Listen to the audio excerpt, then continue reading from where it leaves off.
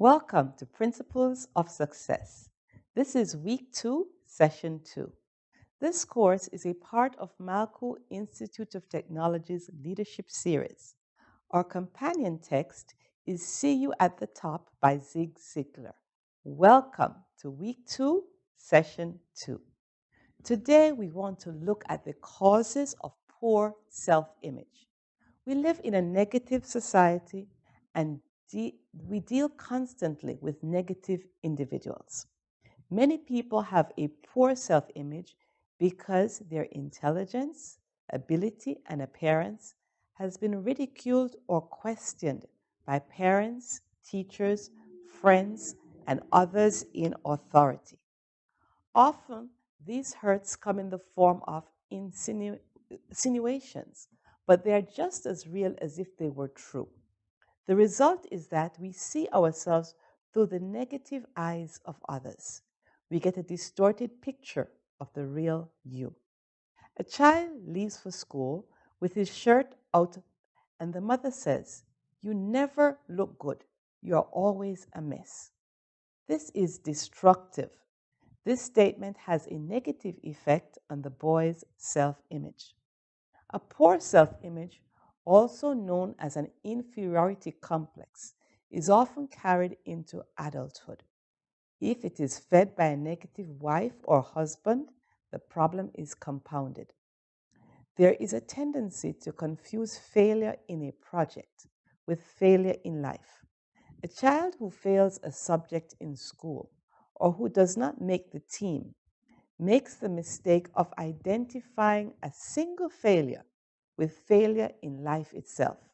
Tragically, this is often reinforced by teachers and or parents. Once the poor self-image starts, the natural tendency is to feed the inferiority feeling. I invite you to watch a short video entitled Causes Leading to Low Self-Esteem in Girls and Teens. Additional resources are available on our website, and join us next time for session 3.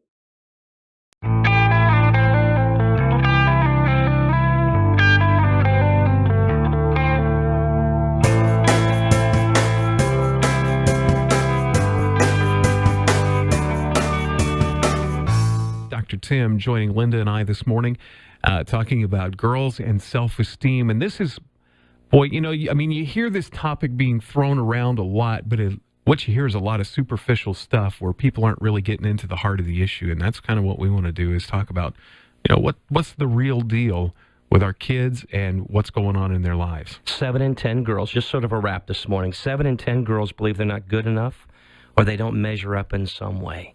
That's a big, heavy huge burden to carry It is. every day. 62% of girls feel insecure and not sure of themselves. 57% of girls have a mother who criticizes their looks. But yet, where do they turn? Who do they turn to? A lot of them try to turn to their peers, who, by the way, tend to be very vicious. And it's confusing, and it gets complex. But what are some of the causes leading to low self-esteem? Why do kids start feeling badly about themselves? Appearance is, first of all, a big issue. That phase where everything starts changing in your body, and you're growing up. That's right. Okay? And again, we talked about weight issues. A lot of kids dealing with weight issues. It leads to the second area. Peers are a huge influence in our view of self. Okay? Because really what's going on, first of all, developmentally, we're asking questions like, who am I? How do I fit in? Am I important? Am I significant? Do I have any special gifts? Is there anything unique about me? And as they go there, one of the things we have to realize is kids are really brutal. And a lot of it relates to growing up in homes where parents aren't necessarily there for you. Right. A lot of these kids don't get any value from mom and or dad. Unrealistic expectations, the demands of our day. I mean, it keeps going up and up and up and up and up. And it's hard for kids to measure up. And they get rejected by, say, someone that they like, a boyfriend or girlfriend. Right.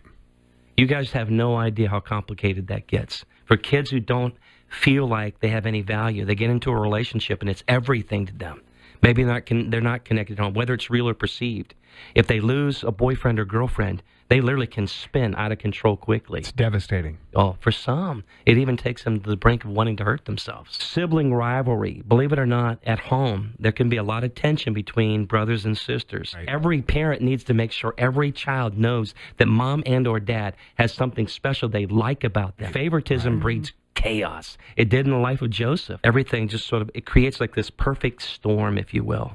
Gets to a place where kids feel like, you know what, it doesn't make sense. And then what they'll do is, nature hates a vacuum and so does a child's soul. They'll rush to fill it with anything. And so kids then start medicating it with anything that's around them. That's why they start going into behaviors that don't make sense. What does this come back to? Believe it or not, even in the teen years, the number one thing that still makes kids happy is an emotional connection with their parents.